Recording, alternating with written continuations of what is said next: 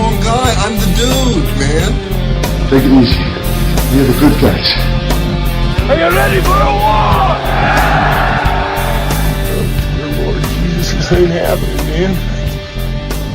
This can't be happening, man. This ain't happening.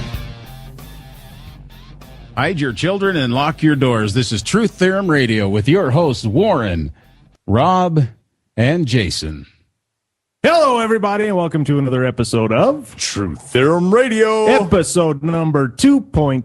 Bing! I think I got the bing at the right spot. You did it this I think time. you got it figured out. Finally. So proud of you. Oh, my goodness. We only had to razz you about that all week. Oh, well, you know. Thanks a lot. How's it going, everybody? We are so glad to be back. This is going to be awesome. We have a really cool guest today. He's a demonologist. He wrote a book, Demonology 101. We're going to get an education. That's right, from K.W. Kesler. Coming up in just a minute. Yes, absolutely. So last week, we talked to J.C. Johnson. He's my favorite guy of all time. Man, how come everybody we talk to is your favorite person the next week? I want to know that. I don't know. I'm have a very short attention span, I guess. His stories are like, you want to go camping with this guy. Absolutely. Sit around a great big fire. And Are you talking, I want to go camping? Well, Yeah, no, Are you crazy? Him and Ben's cousin with the 50 cal. Yeah. There you go. Well, maybe not camping. Maybe it's your local park. You know, you Yes. don't want to there. I would love to sit and have coffee with him and listen to some more stories. All right, now we're down to coffee. We're not even outdoors We're anymore. not outdoors. I want to be Okay. indoors safe. Away from the Sasquatch. That and is correct. The furry fellows. Yes. I like how he refers to them that way, the furry fellows. That's nice. It's very friendly. It is. It is, yeah. It's a little less confusing. Well, it's less intimidating, but it's still not going to work on me. No. It makes it sound like you're dealing with Ewoks and not these things that throw boulders at you. Like, no.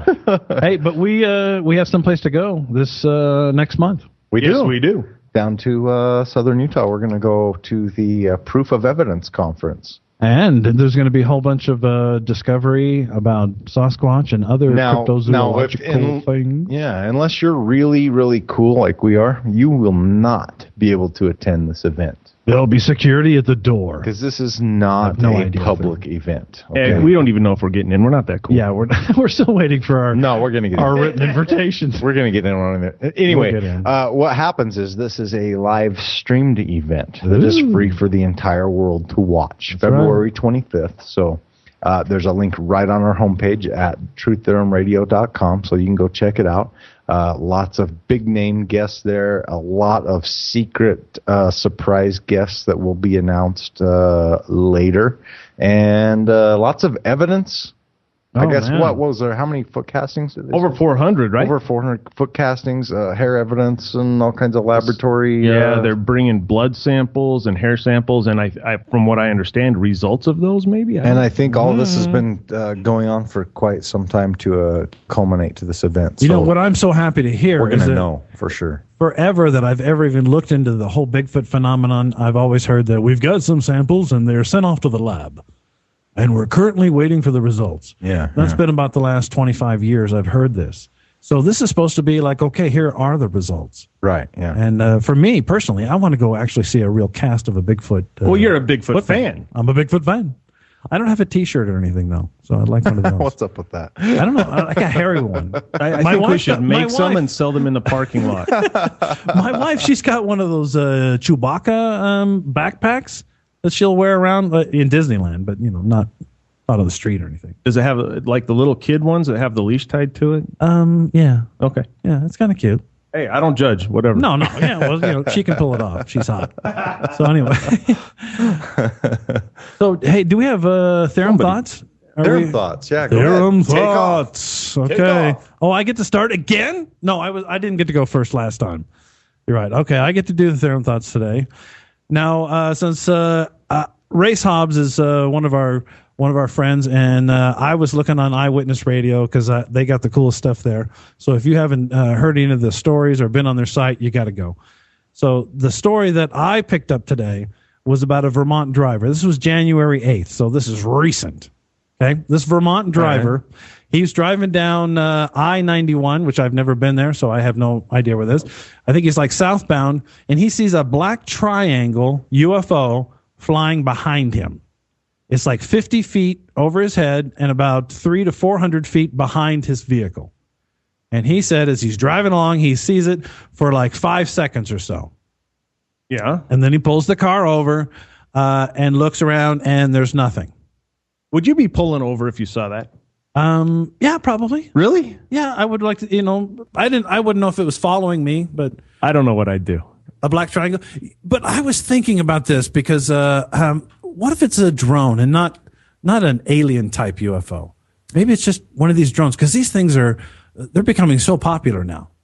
Okay.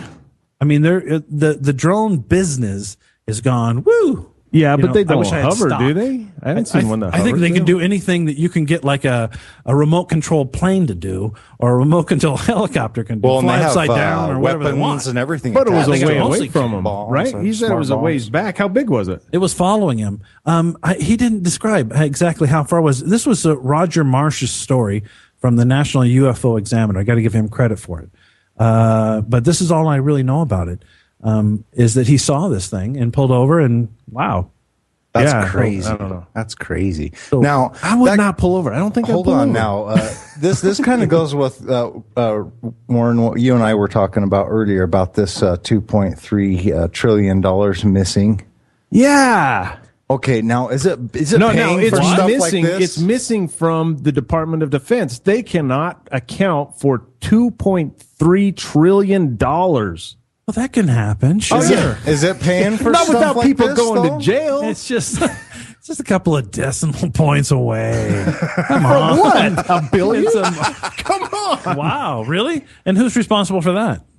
Everybody's pointing fingers. Who's going to hang? Yeah. Okay. Nobody. Isn't a trillion like a million? It's a lot, man. It's a lot. million It's or a something lot. like that, right? So Or is it a billion I million? assume that the records that have this record of this debt is exactly in the same location where that airplane crashed into. There you go. Was it? No, Wow, that would be quite a coincidence.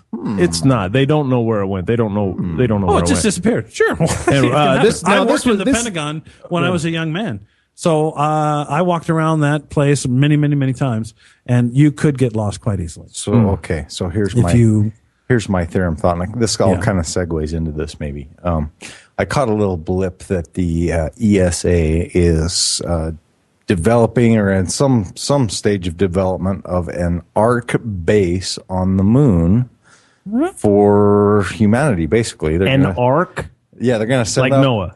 Yeah, evidently. And Oh, they're no, going to send arc. up like I was thinking of like a bright seeds, light. I was like, what? Seeds, DNA, evidence, all this stuff. When he said it, I was thinking McDonald's. Were you? Yeah. Arches. Well, okay. All right. So, and there's all these people preparing for this, doomsday scenario. True. The other day I was watching Dirty Jobs on TV, and they, he was doing a thing at the seed vault where they're, preparing all these seeds for some doomsday scenario. Now a seed vault, that sounds pretty cool. It's got to be like this huge fortified building with really big And there is doors, one of right? those. There is. This wasn't that. It was a glorified refrigerator. But anyway. with really big doors so nobody can Save the steal it, right? seeds. What? There is one up in, I believe it's Finland, I believe. Oh, yeah. I've Maybe heard of that. The chat people could maybe let us know. I don't know. But anyway. I'm too selfish personally. I've seen pictures of them. There's this big, huge, vault door, and it's in the mountain under the snow and blah, blah, blah, right? They have all that. Oh, wow. Yeah, no, I don't even think about that. I'm too selfish to save anything. Like seeds? Yeah, like seeds. No. I'm ready. I'm you- ready.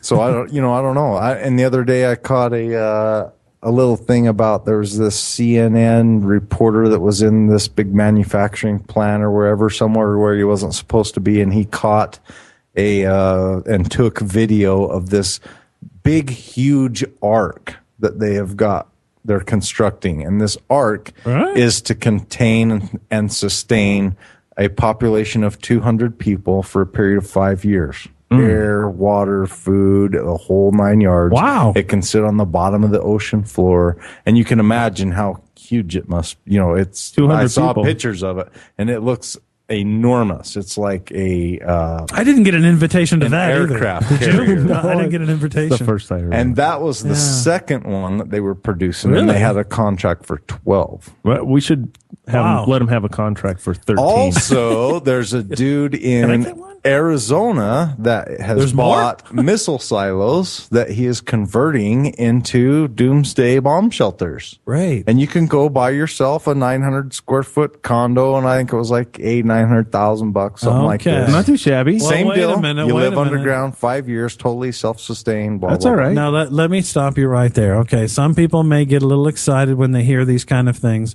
but let's just turn the clock back to 1953, 1955, when people were talking about building bomb shelters in their backyards, which they did do. They did? Yeah, you could like order one on Sears. Yeah, but things were being... Oh, never mind. Yeah. War was over then. Yeah. Because people were worried about a nuclear attack. Yeah. I remember having nuclear attack drills in grade school. Sure. And all these kind of things. They don't do that anymore. I don't think my desk was going to save me anyway. Yeah. Everybody's worried about the end of the world. Well, it's been the end of time since the beginning of time, which really segues into my theorem thought. Oh, you have a theorem thought today. I do. Now, here we go. I hate to tell all these people, but their investment into their arcs, according to space.com, NASA says 2012 is very unfounded. There's no fact. Oh, man. There's no evidence for it to happen. There goes the gold and silver market. Thank you, Warren. What? No, that's Thank you good for news, setting right? us all straight. Yes, I think that's good news. I don't want to be invaded. Invaded? Yeah. Were we going to be invaded in Yeah, 2012? we're going to. Yeah. Oh, this is all the- 2012 in a few months? Yeah, anytime. I mean, either the aliens come or the earth cracks open, we all fall in, or there's hurricanes, super tornadoes. There's like the whole tsunamis all over. It's the end of the world. It's total destruction. Up here, they actually go through and talk about it and lay out a lot of the popular ones. Of what? Of the 2012, this is what's going to happen next. Nice. Yes. Go. All right. So, down here. Because we're live. We are not professional. Dale, is our speaker on in here in the studio? You know what's awesome is they talk about the Mayan calendar and how it's very similar to our calendar. And they had a short count and a long count. The short count was 52 years, and the long count was 5,125 years. Oh, and it's a little different. Well, they were go-getters. Okay, little ambitious. Wow. So we could be off by how much? I don't know. Oh, wow, a lot. Quite a bit. But so everybody that's studying this is saying, well, okay, not everybody, but some of the scholars that are studying this are saying that's like when our calendar ends December 31st. That's the end of time. Not really. Yeah. No, it's just the end of this time. It's and just the beginning it of begins another. a new cycle. Yeah, for sure. And so they were talking about Planet X, how it can't hide behind the sun forever. We would see it somewhere. So you got to pay your credit card bill. Yeah, right. Yeah, that's the bottom line. There you go. Yeah, I got to pay that. Don't try and use this as an excuse. Yeah, do the bills. They're not buying it at the repo yard this year. Sorry. And they're talking about another popular theory is that all the planets are going to line up, and all the gravitational pull is going to wreak havoc here. And they're saying, the only things that have gravitational influence on the Earth is the moon and the sun, which create our tides. And so a lineup, there's no evidence that would be an issue. All right. I'm not worried now. There you NASA go. knows all. Okay. Solar storms. They're talking about We're solar all storms. safe, everybody. I'm planning my vacations. It's all good. Yeah, you can't predict solar storms. No. So whatever. They happen in cycles of 11 years. And the list goes on. I thought it was pretty cool. And I was like, right on, we're safe. Where was this? You got this information? This is off of space.com. Right on. Oh. And yeah. Follow the planets. Wow. That's pretty cool. I don't know. I feel much bad. better now. I'm gonna sleep okay tonight, I think. I don't know. I think the History Channel would probably disagree with them because they have aired a billion episodes on a trillion different ways that we're all going to die. Wow. Tomorrow. Yeah. The only thing I that's know awesome. for sure, is that we're all going to die. Tomorrow, the nursing home, I have no I idea. agree. No, and that's a good point, man. The world ends for me. There's an end when date that for happens. everything, so all right. why worry about it? And I think we all just need to focus a little bit more on living right now. You know what I mean? I agree. Do we really have a choice? I'm pretty Yeah, focused. sure. No, but, well, I mean, you're always living. No, because all of us really die. Okay, now that's not really the sad part. Cue the sentimental the music, Dan. sad part. Okay. Do we have some funeral The music? really sad part is barely any of the human civilization that has ever lived has really ever lived their life. Okay. Wow. That's a complete judgment call. Yeah, that's isn't what it? I was going to Wow. say. I don't agree. No, because Definition of lived. we You all, people in the chat room, let's hear something about that. we all That's just a judgment exist call. here. Really, if you think back on your life, we all just exist. We have this process that we're going through, You were following me in high school, weren't you? and we're doing what we are doing what we have to do, and what we're told to do, and what we're forced to do, and that constitutes our life in parentheses. And is that really a life? Is that really what humanity was meant to do? Was to serve the elite? I You're think a the whole master? is humanity meant to do anything? I think that's still up in the air for me. You So, might be right. I'm with you on that. all right. Well, you know what? It's almost time for a break. I wanted to give a shout out to Joe in Chicago for pushing Yes. the buttons down there, making it happen. Definitely. Thank Thanks. you very much. Dale Ed. over Thanks a here. lot. Oh, and I want to give a We shout are out to getting- somebody, too. Okay, go ahead. Shout out. I want to shout out to my friend. Your friend? You have one? I have a friend, I have Margaret. a friend? Come on. She lives You in don't know Santa Maria, friends. California. She has been listening to us from day one. Really? She's one of our very, very most devout listeners. Well, thank you. Thank you, Margaret, for listening. We love you. Absolutely. That's right. And Thank so you very let's much. go ahead and take a break, and We'll be right back with back. KW Kesler here Ooh. at Truth Theorem Radio.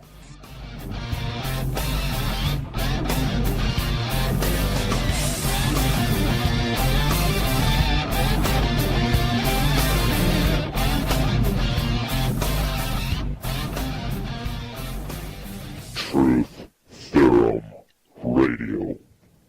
What better way to say I love you than with Truth Theorem Radio?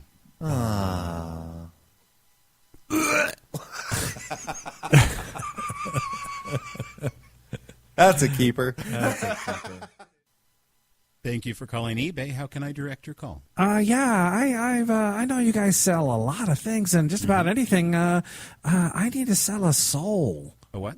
A soul? A soul? Yeah. You know, it's only one number off. One number off. You can't tell where the number one is, or your thumb's too fat to push one button at a time. Please hold. What's he talking about?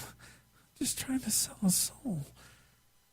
This is D-Bay. Can I help you? Yeah, I know you guys. Did you say D-Bay? Yes, this is D-Bay, sir. How may I help you? Wow. Yeah, I need to sell a soul. Okay, sir. What shape is your soul in? Oh, it's in really bad shape. I don't really know how to describe Is there any it. judgments or liens against your soul? Oh, sure. There's lots of judgments and probably a few liens too. Does anybody else have a claim against the but, soul? No. There's no claims for this soul. It's Okay, tell me the location that the soul is in. 2444 Sycamore Drive. Yeah. I'm dispatching D-Bay agents as we I've speak. heard about this selling soul thing. Is there like a downside to this? Well, you'll have to pledge yourself to the service of Satan for all eternity. All right, sure. Is that it? Yeah, there's the lake of fire where you will burn for all eternity. But your Clarence, body what are will you not doing burn. in there? Gladys, I'm on the phone. Clarence, who would you be talking to at this time? I don't get why you go and lock the door and you go and sit in there and talk on the phone. Is there a problem? Can we continue this another time? No, this is now good. This is good. I'll be at the phone in a minute, Gladys. I just need the name of the soul, sir. Gladys Goldman. Gladys Goldman. D-Bay agents to be at your door now. Who is at the door at this time? Thank you for working with Gladys, you're going on a trip.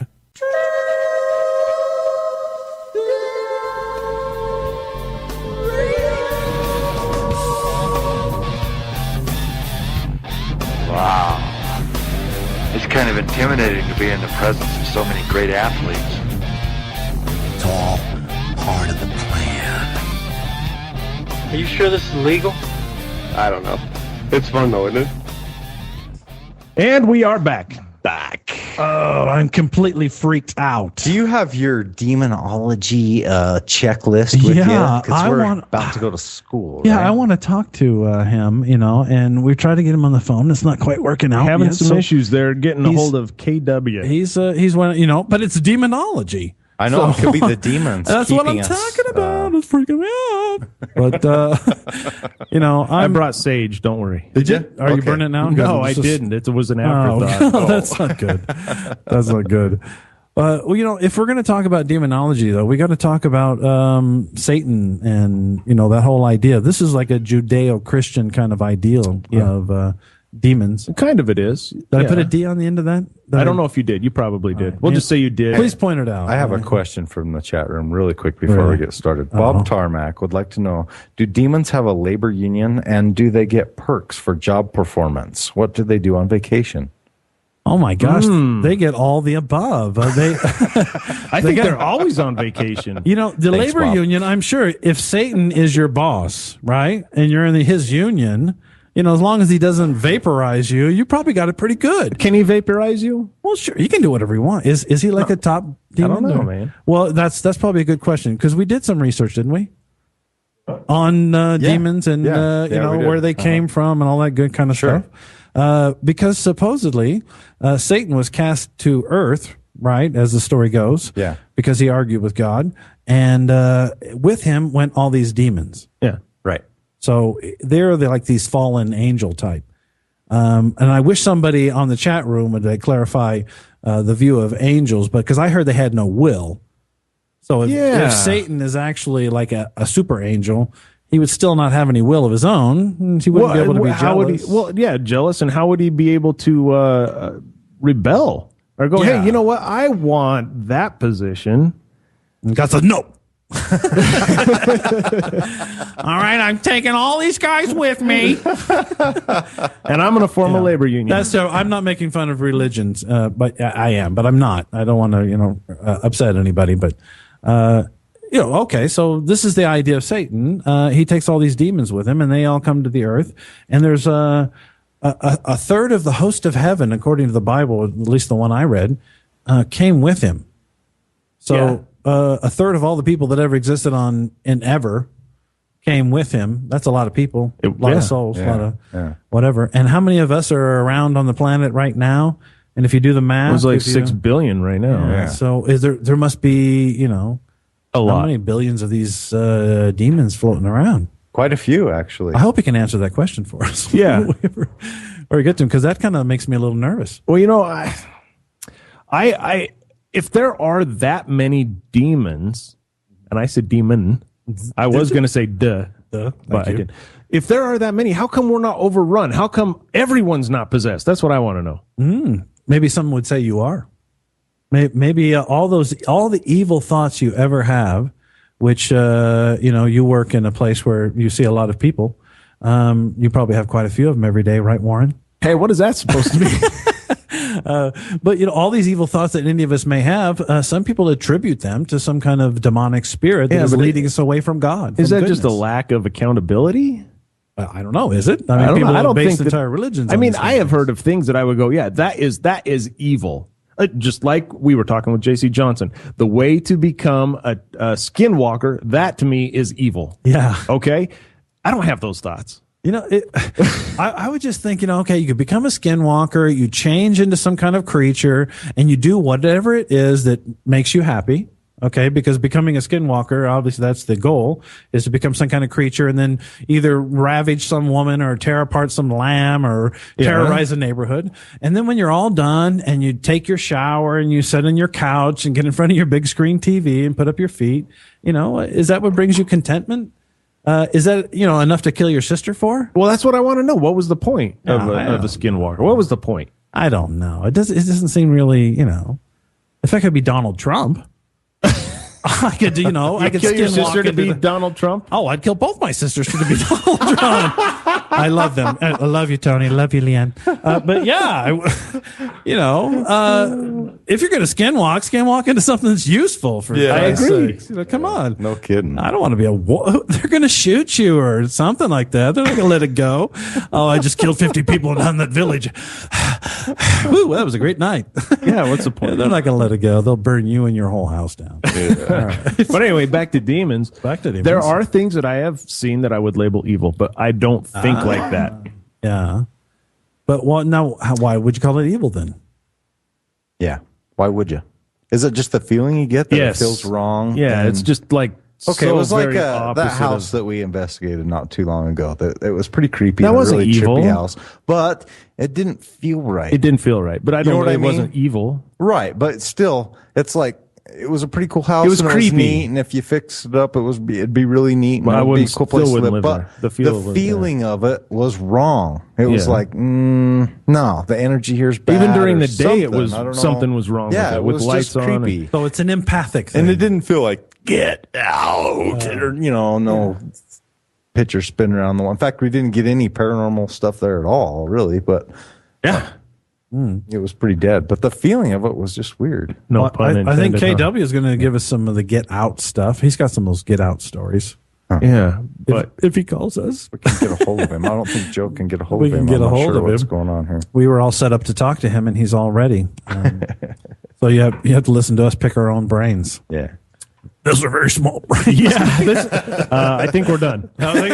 Is that a one page? Thanks for coming, everybody. Now, Rob, let's go back to you were talking about one third the host of heaven were cast down. Cast out, and that's what became demons. Yeah, they can. Now another third came down as jinn.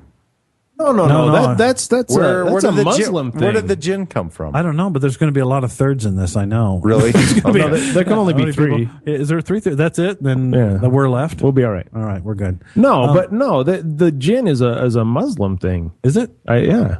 I'm ignorant. Really? And they can be good and evil, but that they have a will. Do they have a will? I don't remember. It's been a long time since I've read it. Yes, they do. And demons don't have a will. Or no. Do demons have a will? Angels don't. We know that, only right? Satan's will. But they are angels. They're just fallen angels. So how would they get a will by falling? That's what I'm saying. Yeah, right. That's exactly why we have people on this show that we talk to, because they fill up most of the time. We don't know. It's Truth Theorem Radio. We're trying to find out. That's why we keep asking these questions. Well, I just keep coming back to the same thing all the time. I spent a lot of years of my life involved in religion and thinking about religion and reading scriptures and being involved in the Mormon Church. And I kept asking myself, how in the world could Lucifer, a son of God that God created, fight against his own father, who knows that he's God, all powerful? I mean, this is according to the Christian Bible that most of us read, and think that he could win. And I'm always told that it's because he has this huge ego. Right. Yeah. And I'm like, what? He has this huge ego, but his ego doesn't let him see the truth enough to think that he's going to be God. Yeah, and then he's going to win. I don't understand that. It just seems too simplistic to me, doesn't it? I agree a little bit. So, I mean, I'm not knocking anybody, but I just have to go, what? Really? Yeah. He thinks he can win? And then I've heard other people say, well, he doesn't think that he can win. He knows he's going to lose. What? But the whole idea is to take as many people with him as possible. Since he already put himself in a bad situation. There we go. I'm taking all you mothers with me. I'll just make the most of it. There we go. So, I thought that also was very egotistical, and that doesn't seem godly. I mean, you think about Buddha or other people, even living people who you might consider an enlightened person. Okay. And they always seem so benevolent, so gentle, so peaceful. Yeah. Right. Humble. And you would think the Son of God is like a jealous, egotistical bully. I don't even think he was just the Son of God. He was wasn't he God's favorite? He was even if he was. Even if he was, I just can't imagine him having all the ego. But if you read the Old Testament, God has a kind of a nasty personality if you cross him. Yeah, absolutely. And I wouldn't want to be Job, by the way.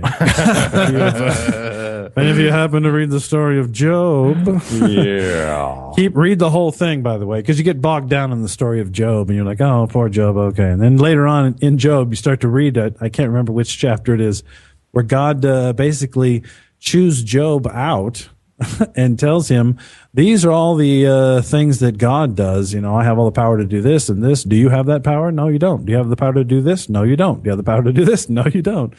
And he really kind of reams Job out. And I kind of felt sorry for Job at that time. Rocket Man in the chat room asked, do demons have a physical form? And I think that is a very good question, because when we talked to Kirby Robinson, he was talking about how he believes UFOs are demons. Oh, you remember that? Yeah. And so then my question was, well, some of those should be physical then, so demons can manifest physically, have physical bodies. Is that how that works? Because I have heard, never seen, but I've heard that UFOs do crash and leave quite a mess. Mm-hmm. Well, what if an alien species of beings, right? Mm-hmm. They're familiar with our mythology. They're familiar with our fears, our religious texts. And so if they want to appear to us, and they wanted to frighten us, stay away, get out of here, they could appear as some kind of malevolent being. Yeah. Why not? They could. I mean, I would do it. And primitive men were scared away with rifle shot, with ball and powder, these kind of things. If you have the technology, why not? Warren, we ought to open up the phone lines, don't you think? In case anybody's got a comment or if you want a story to tell. The number is 888-919-2355. If you want to call in, you got a story. Did you say telephone?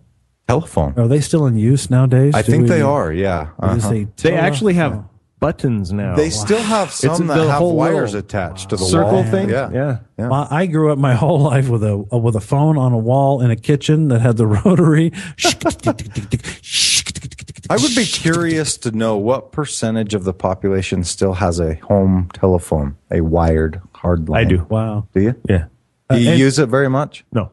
Not barely at all? No, it's just there for emergencies. Yeah, that's the deal. I think everyone should have one just for emergencies. Just for emergencies. Mine's a great big brass elephant. It should be decorative. A brass elephant? Yeah, it's a great big brass elephant. But why not? Sure. So, brass elephant. Are we still on? Are we still getting ourselves warmed up for demons? I got a question from the chat room from Ryan that says, if God exists, how can an omnipotent being create an imperfect species such as the human? Ding, ding, ding, ding, ding. Wow. That's pretty deep. The only way I could ever explain that, in my mind, was that when God decided to create all living things, he kind of it's like a little eyedropper in this great big ocean, bloop, and then just walked away. That's that to me. And hey, whatever happens, man. Just bloop, and then just walked away. The other way to look at that is he did not create anything that's imperfect. Well, yeah, right. That's why your butthole is on the bottom. Why isn't your butthole right at your belly button? Wouldn't that be more convenient? No, that's good engineering. How is there that? at my belly button, because then I could wipe easily. I wouldn't have to stand up, twist my body sideways. I think you're putting too much effort into that whole deal there, buddy. That's good hygiene. I'm just talking good hygiene here. No. If it came out the belly button, it would be so easy to clean. It would be hygienic. Next topic. Yeah. All right. Moving All right, on. let's move on to the next part of the engineering flaw. What's with the two sets of teeth? What's up with that? If I'm doing the engineering for humans, I give them multiple teeth, like shark have. Oh, you mean more? I thought you were going to complain that you actually had to lose them and then grow them back. No, that's a good idea. Baby teeth and adult teeth. What's up with that? If you take care of them, then... you take care of him. What? Come on. Now, a shark gets all he wants. That's not fair. They don't have thumbs. They can't brush. A lizard can lose his tail, grow it back. He's cool. You can't lose your arm and grow it back. What kind of engineering flaw is that? Yeah, that's rough right there. I can't see at night. I can't even fly. You can't even see up close. Where's your glasses? I'm wearing glasses, for God's sakes. So anyway, don't give me this. It's all engineered and he did a perfect job. No, I'm not saying that. Well, I think that I could agree with you and your little eyedropper deal. Boop. I could agree with that. However, I don't think that anything that happens is imperfect here. I think it has to be God's will. It is. Well, that's if you're a person who believes in an omnipotent being, as this person is, then yes, everything is God's will, good, bad, and indifferent. Sure. Yeah. It has to be. Yeah. Absolutely. So when bad stuff happens to you, does that negate the devil in that circumstance you're talking about? The only way anyone could experience good is to have something to a mere opposite of it. Completely to have evil. How would you know good if you didn't know what bad was? That's why people who have been rich and spoiled their whole life with everything, never had to work for anything, or a lot of times aren't happy. Yes. Oh man, come on! They're just as happy as anybody else. Give me a break. I personally don't know any of them, but I'm sure they're out there. I'm sure some of those wealthy people are out there that are unhappy. And I know there's, from personal experience, I've met a few homeless people that are just completely, I'm Very saying all of content. them, but now these people have no home and they just sleep wherever and they just go wherever. If they want to leave town, go try a new town, whatever they do. And they are completely content with that. Mm-hmm. And they've lived the regular life. They know that they've had a house, they've had a mortgage, they've had a job, they've had a blah, blah, and they're just sick of it and they're just done. And they just want to go beg and mooch and live off the land and whatever. And they're completely happy. So do you support them? Do you give them a buck when they got the, hey man, give us a buck? I have actually used homeless people for labor, for charity work that I've done before. Yes. Right on. Yeah. Well, that's cool. That's a good use. Yeah. I always give them money. And I'd give them a little bit of cash, but I wouldn't pay them till I was completely done with them, because I found out that if I gave them $20, they wouldn't come the next day. That's because he made them work for 8 hours That's straight. what it was. Here's your $20. Slave driver. I'd buy them a nice big lunch, and I'd feed them really good in the middle of the day, and make sure they had a pop or water. So or back to the demon and evil spirits. What about the guy that's got the little cardboard sign that says "I'll work for marijuana"? Hey, that's a cop, dude. That's a cop. He's undercover. Like stick on beer. That's a good point. Weird. That's a but good I've actually point. seen. I think other people in other cities have seen these guys. I'm just working for beer money, or I've been in Vegas where they said I'm working for prostitution and beer money. Right. And I throw a buck in their bucket just as well. Seriously. Because you know what I dig is that they're being honest about You're it. not judgmental. That's you know good. what? When I give them money, I give them money based on their creativity. If I've heard the story before, you're getting like $1. Wow. Yeah, I want to hear something good. You hang around that long to hear the whole story? I just kind of stride by. They got nothing to do. Really? They're not going anywhere. Yeah. So are you supporting evil, though, when you give a guy cash to have his drunken and marijuana experience? Oh, we got a caller. Okay, Hello? caller. Who is this? Hi, Hello. Hi. What's your name? Danielle Arnold. Danielle. Okay. Hey, how are you? Good, you? What's your comment? Not much. Joe just called me and said they were talking about demons, so. Oh, right. Cool. On. Yeah. What did I miss?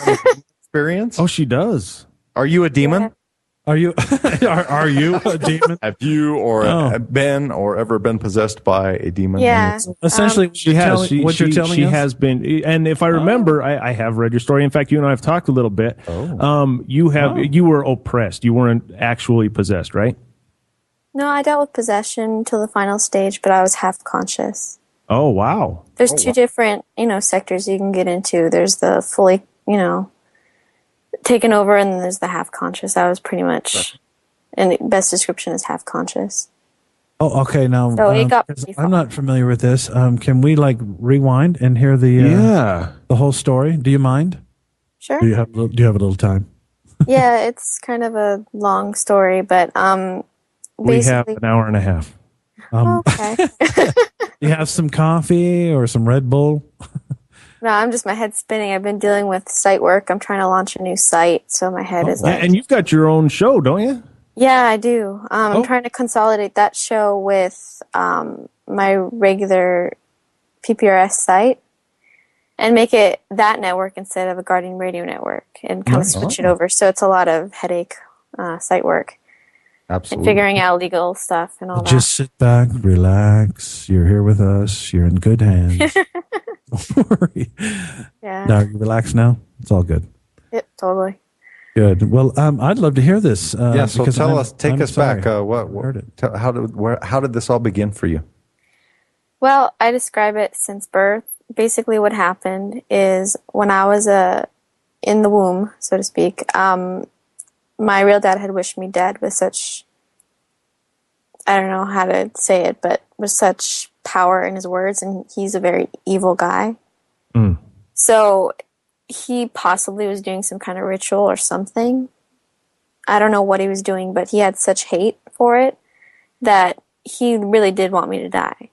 And what the theory is that some kind of energy had started with that as like it was a curse, so to speak. Because when I was born, I had a lot of health issues. I wasn't supposed to live. And at one point, they figured out that I couldn't suck. I guess if that makes any sense. And yeah, don't go there. But you can never suck. I wish I had that problem. Oh yeah. Yeah, like I couldn't, so I wasn't eating or anything. I couldn't get any of the food. So they had to do droppers around the clock with formula in it.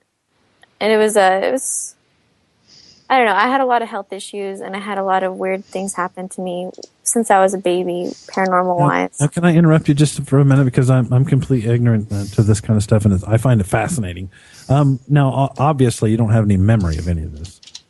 Not of that. This is what your family has told you that. And I have medical records to prove a lot of this stuff, so none of it's. I mean, it's horrible. That's how you have to, before you're even born, you get on a negative start like that. Yeah, but I know who my father is, and he did a lot of stuff when I was alive too. I'll get to that.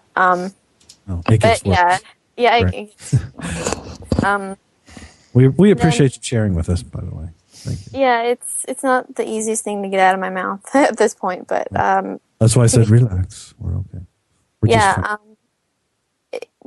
Just recently I had figured out there had been a lot of different abuse situations and some of them I had suppressed because they were so traumatic, and some of it was dealing with him. So at one point, I remember certain things from when I was really little, like he played dead. I thought he was literally dead, and he was supposed to watch me that day. For how long?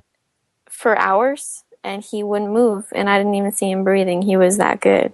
So, and I was little too, so I didn't even get to. I didn't understand 911, and I was scared to call anyone because I was alone with him. That's twisted. And he did. Was he mentally ill? Are we skipping to the head of the story? No, seriously. But then he did another thing. Like I don't know. He had these weird times, and the thing is, he doesn't always act this way. And at one point, like another time, he said, "Come here," and I said, "Okay," and he says, "Stick out your tongue," and I'm like, "Okay." He takes out this, what is it called, triple X sauce or something? Oh yeah. Oh man. He puts it on my tongue. He's like, swallow it. And I'm like, okay. I was really little. I was like, what is it? What's going on? My mom was back turned to on the phone. And I start crying because I can't put it out. It was like on fire, Oh, yeah. And he starts laughing. It was sinister. It was like the kind of laugh you would see in a horror movie.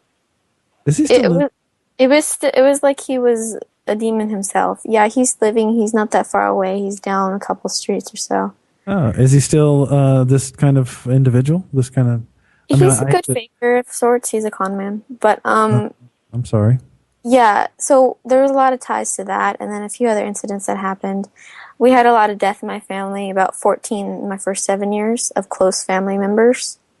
And then as soon as I turned 8, that was my biggest death. That was my grandma, and she was pretty much everything to me. And then after that, there were more and more. I just stopped counting at one point. And so there was a lot of grief. There was a lot of weird, strange abuse situations and different energy I was around, and a lot of negative atmospheres too. My grandma's house, we always had believed there was a curse on it somehow because all the energy that had come into that house. For example, she would pretty much she would shelter anyone that needed a home. She brought in a lot of evil to it as well. So, just by bringing people into their homes. Yeah, because you didn't know what they were really doing when they were there. So that's a thing that people used to do back in the day. When people were traveling and whatnot, and they needed a place to stay, you would let them come and stay in your house and treat them nice, have them over for dinner, let them sleep in the living room on the couch.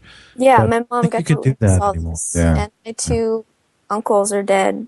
So she had to deal with her, her brother's dying, and I knew them too, but they got addicted. They had addictions. They had weird things happen to them. One of them got framed with a gun, thrown into jail, misdiagnosed diabetic, died in jail, but from being beat and had dirty needle injections that eventually killed him because it collided with the. I'm insulin. kind of wondered. I want to ask our guy. I think he's on the phone now. Kurt, are you with us?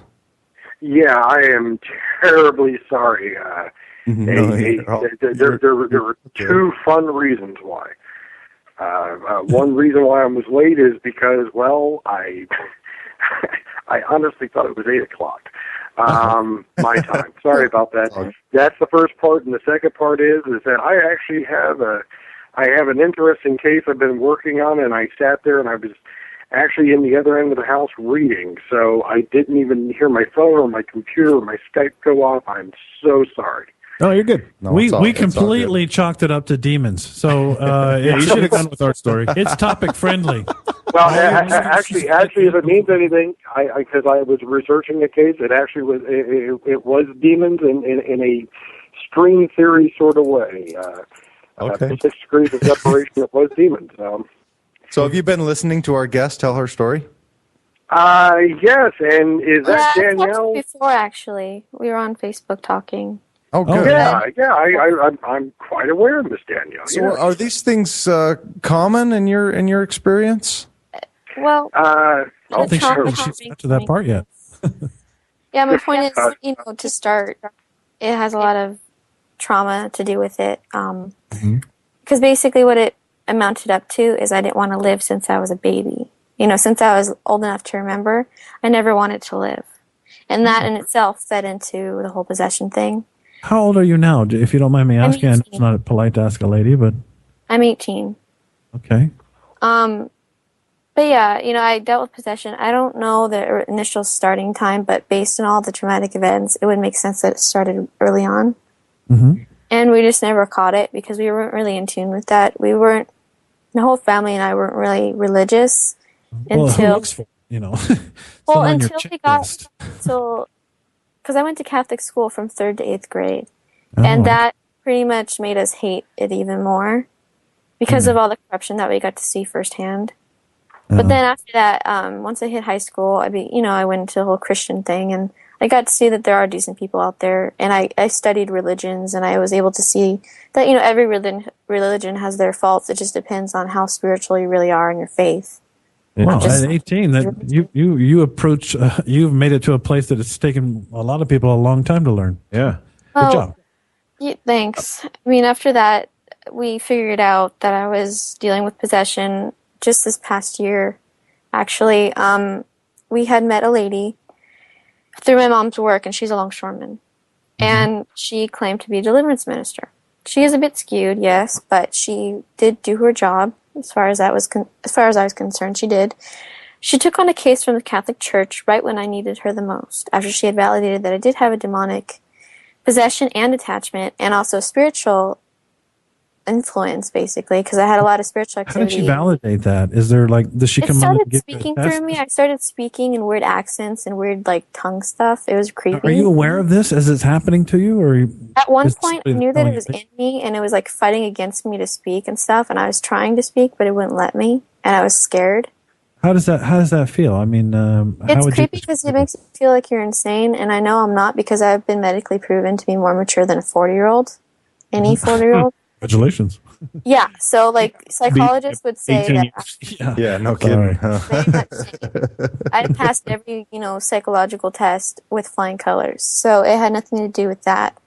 And medically there was no condition to make me seem mental. I have medical problems, but nothing with the real life-threatening condition under it or anything like that. Anything to do with the mental field, but yeah, it made me feel crazy, and I didn't know if I was right or not because I always had a feeling like something was in me, something wasn't right. Gosh, I want to hear this whole story, but we've got to get going. Yeah, I'm going to get with you. I'd like to have you on as a guest because I want to hear this whole thing in detail. Absolutely, we could do a whole show with you for sure. If you don't mind, sharing this with us again. I was saved on February 3rd, 2011. That's kind of wow. Yeah. Now, say saved, you mean Christian saved, right? Christian deliverance saved, yes. But the thing is, I was done by my mom. My mom had to perform it because this lady who took on that Catholic case got very sick. Wow. She wasn't able to help me fast enough, and I was getting to the point where I was probably going to commit suicide. How long did that take, the deliverance? We did it for a few hours, and I was fighting it the whole time. I started yelling at her, and because she made me fast. And normally I'm okay. Like, normally I don't feel hunger very much. I'm kind of strange that way.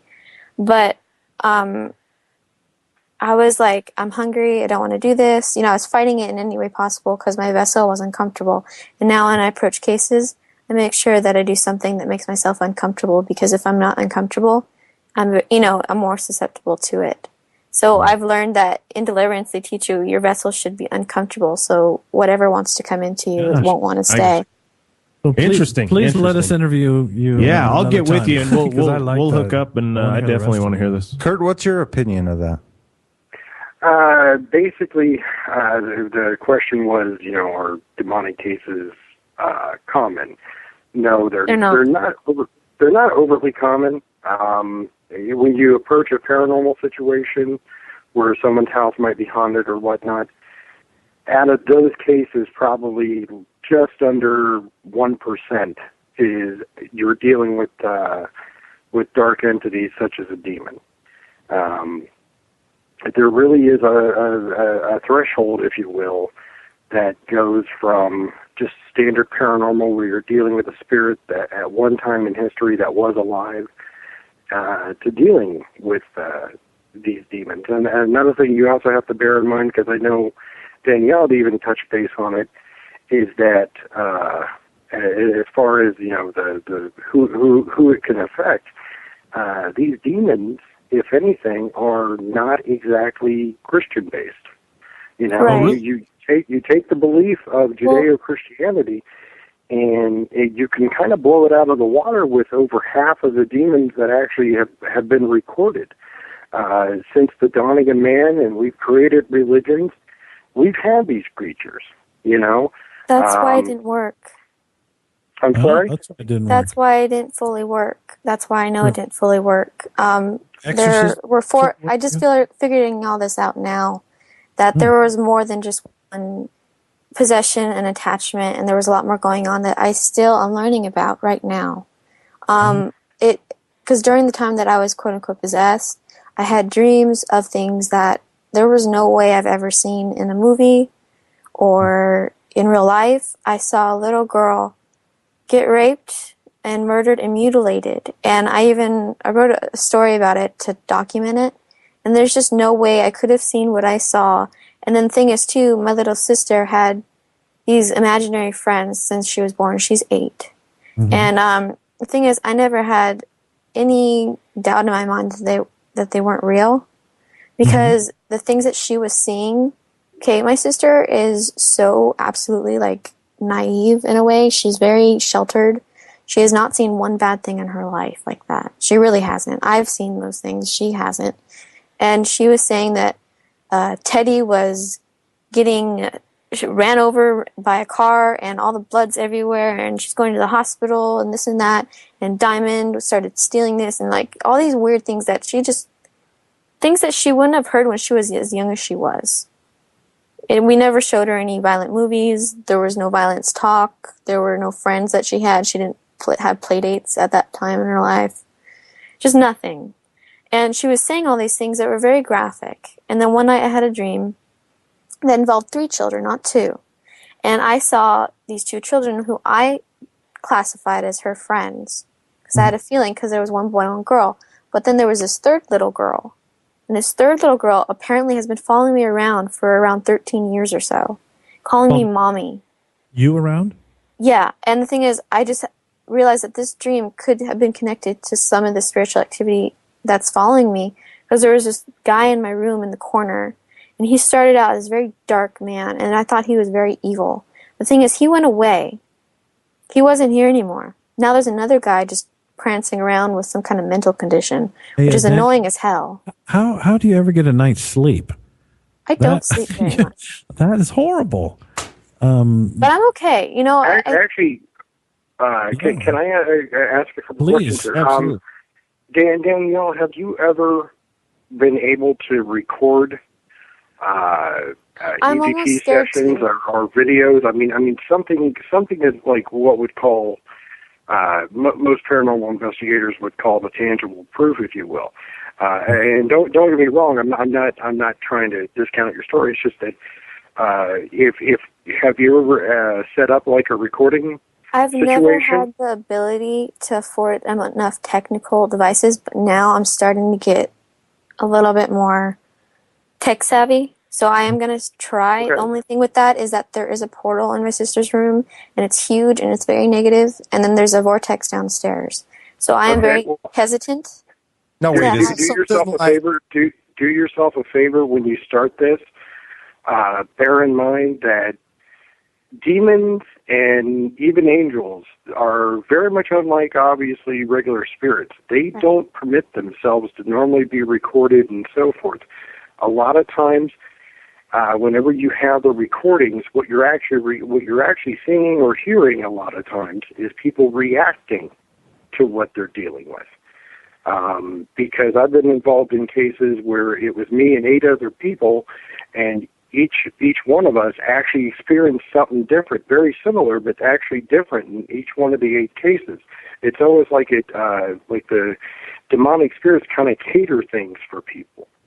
And always try to bear that in mind. And then if you can, do yourself a favor, if you decide to record sleep cycles, one thing I've been trying to recently point out to people is make sure if you use a night vision camera, turn the night vision off for a couple of sessions.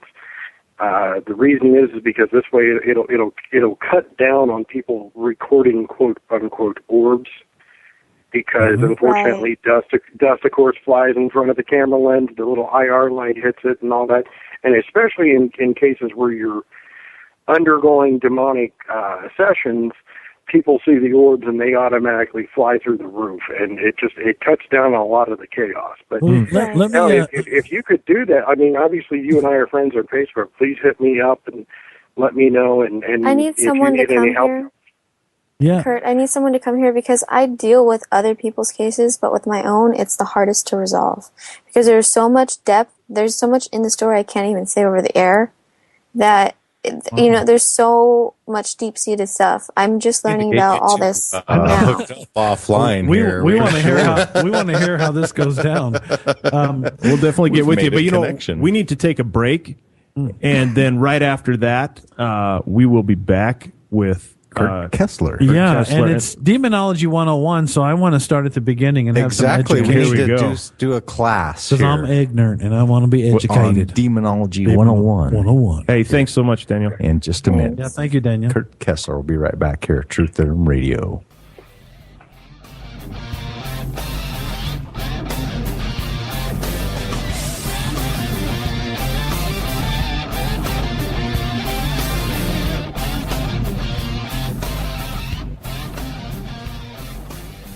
Truth Theorem Radio. Hello all, Jamie Havocan here for MJ'sHealthyWay.com. Are you into vitamins, nutritions, meal replacements, and keeping your internal engine going? If so, I have the perfect place for you, and that is MJ'sHealthyWay.com. They offer the best service, and they will tell you everything you need and want to know about a certain product. I get my vitamins and meal replacement shakes from MJ's Healthy Way, but there is so much more on the website which you can order. Check it out, mjshealthyway.com.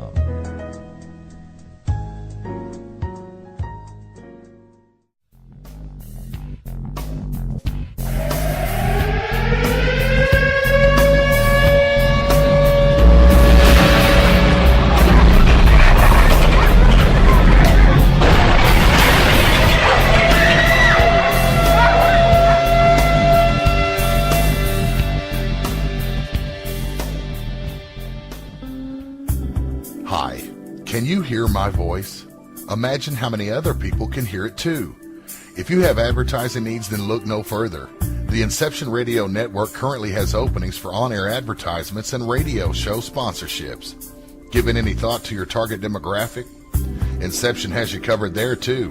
Advertising on a network gives you multiple opportunities to advertise on a wide variety of radio show broadcasts, and we have one to fit every advertising need. You know, in recent years, internet radio has exhibited a phenomenal listener growth. An Arbitron Edison survey shows that online radio boosts at least 33 million unique visitors each week and 54 million each month. And that number amazingly continues to grow. And these listeners are a part of many businesses' core demographics. And surveys have shown that internet radio listeners are far more likely than regular radio listeners to spend money on a whole range of activities. You know, internet listeners vote, they dine out and eat fast food, and they grab a cup of coffee. And here's the interesting one. They buy items online at a much higher rate than all other market segments combined. Internet radio also enables businesses to connect with consumers during work hours, where increasingly more lifestyle decisions are being made. Advertise with the best. The Inception Radio Network offers competitive advertising rates to fit just about anyone's advertising budget. Stop by today at www.inceptionradionetwork.com or call us toll-free at 1-888-919-2355. Get the word out. Get results with the Inception Radio Network. Are you suffering from dizziness, lack of energy, a feeling of unrest, or bloating? Then you must be listening to Truth Theorem Radio, and we apologize for nothing.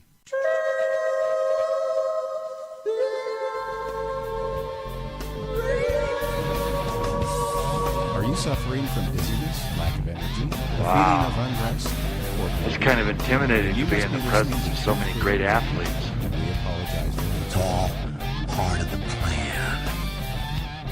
Are you sure this is legal? I don't know. It's fun though, isn't it? And we are back. We've got KW Kesler here on the line with us talking demonology. Demonology 101. 101. That means I get an education on a freshman level for this 101. Yeah, can you drop it a few levels for Rob? I was a freshman probably for about 12 years at Weber State University, so I know what I'm talking about.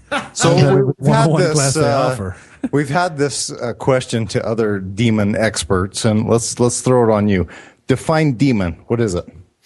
A demon is actually, a demon is actually a spirit, but unlike a conventional spirit that most people deal with when they do standard paranormal investigation, a demon is actually a heightened energy level because they were formed from energy. If you take a look at all religions that have ever existed, and take a step back and don't take the attitude of my religion is better than yours. You just sit there and say the religions themselves were created by man. They were formed by man. And I know to some people they're going blasphemy, but just bear with me. Somebody had to write it down. Mm-hmm. Yeah.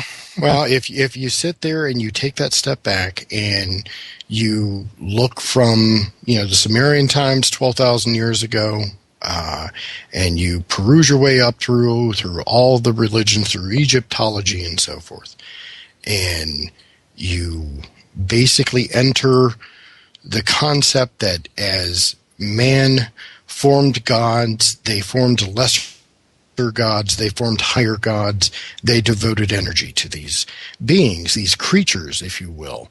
And during that time, the creatures actually formed, Okay, so demons are man-made?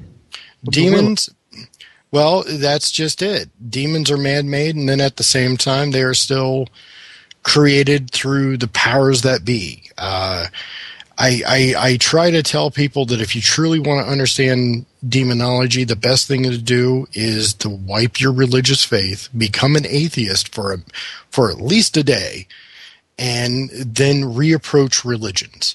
Of course, it's hard for the average person to become an atheist if they truly have their faith. And I'm not trying to tell people to please give up your faith, but you have to be willing to bend. You have to be willing to say, if you're a devout Christian, that is great. That is super, and that is awesome. I'm glad that works for that person, but they have to be willing to say, well, there are other gods. And these other gods, such as Allah, who was Jehovah's rival, if you will, which is Jesus' dad, he exists as well because you have Muslims that devote energy to him and so forth. And even under the earliest incarnation of what eventually ended up becoming Judeo-Christian religions, not religions, but demons. One of the very first, Lilith. Some actually believe that she was actually more Muslim conjured, if you will, than feminist movement, isn't she? Well, actually, that's part of the reason why. I'm going to say this. It's going to sound bad, but a lot of the religions for a long time were actually male based. They were like that, and so you have angels at the time, or created beings, if you will, by a deity or in turn man. Such as Lilith, that sat there and turned on Adam and said, because that's another thing too. You got to be willing to actually learn your religion. You would be amazed at how many Christians don't automatically realize that, no, if you take a look at the scheme of things, there was Lilith before there was Adam and Eve. There was Adam and Lilith. And you know what I want to know is, what is the thing that Lilith refused to do? Obey her husband. Ask her something, and she said, "No, I'm not doing it. I'm not doing it." And in the whole scheme of things, because she was a woman, she was by all religions. And I'm not trying to be sexist or anything, but by early Judeo-Christian faiths, and even by early Muslim faith, she was a woman. She was a lesser being. She was not worthy of being a man, and now comes another clue, is that later on, God says, well, you disobeyed your husband, you're the male intent of your life. Therefore I cast you out of Eden. And then of course he takes, quote unquote, takes the rib from Adam and turns that rib into Eve. You'd be amazed at how many people just don't even pay attention to the difference between religious lore, religious folklore, and of course modern folklore, and actually believe that men have one less rib than women. I've always jokingly said that if we had one less rib, well, there's a good possibility we wouldn't leave the house, but that's as dirty as I can get. Well, that's why I tell people, if you want to find out the truth, like you're saying, you have to kind of step back from your own belief system, and you have to be willing to take a look at something new. But if you have a belief system already, take a step back and look at that belief system and pretend that you're going to teach your belief system to some aboriginal on another planet. You're actually right. You're actually very right. And one of the best things to do actually is if you do have a religion, make sure you're willing to learn more about your religion, because the more you know, then the quote, more you could teach. A lot of people fail to remember that before the King James version of the Bible, the Bible was a lot bigger. 40% of the Bible actually went away once King James sat down and said, I'm going to make the definitive Bible. It's Bible Light. I didn't know that. I didn't know King James. I knew that it's a version, so it's not a translation. So same great taste, less filling. Exactly. It's Bible Light by King James. There are actually books that never even made it into the Bible because through whatever reason, it was like they weren't carried. Somebody decided not to copy that scroll and keep it, because that's the way the books were originally kept. They were kept on scrolls. Somebody decided not to copy that scroll, and in turn, that's the reason why you have the Dead Sea Scrolls. That's the reason why you have a lot of these other books that have surfaced and come around over the years. And I still say one of the biggest books is that kind of got me recently was the book of Thomas, because they've carbon dated it. They know it came from just before Christ, quote, existed, and yet you take a look at any Christian, because Mary Magdalene would have been Jesus' wife. Mm-hmm. They don't want to believe it, Nope. She was just hanging around, massaging his head with oil, washing his feet, doing the laundry, having kids, right? And I've always wondered, basically being yeah. Sorry. Well, in Jewish tradition and law, an unmarried woman can't hang out with an unmarried guy. I mean, she can't follow him around and do all the things she did unless she's married to him. Well, and then now comes the part where a lot of people are going to go, man, this guy's a bastard because he's trying to destroy religions, and I'm not. I'm a demonologist. I can't destroy religions. The main reason is because you have to remember to early Jewish law, any woman that gave birth out of wedlock was still classed as a drum roll. You ready? Can you guys get it? I'm not saying that. They were a virgin. Oh, is that right? If you gave birth out of wedlock, you were still a virgin. So there is some questionability, but like I said, people have faith, and that's the important. That is another commercial. How do we market that? I'm not sure. If you're gonna have a baby out of wedlock, it's a virgin birth. Man. I know. I hadn't heard that one. That's so. With the decline of morality and across the planet, actually, there's a lot more virgin births. So yeah, there's a market for that. Yeah, tell me. Getting back to the demons, my question has always been: once these things are created through the energy, like you're talking about, these beings are created. How do they have a consciousness of their own? I mean, each of us are born, and I personally believe that our consciousness develops over time, and we have I believe that very much the same way. And you have to remember these energies have collected. They've taken shape because man gave them shape. They thought about them, and in turn, they developed their personalities accordingly.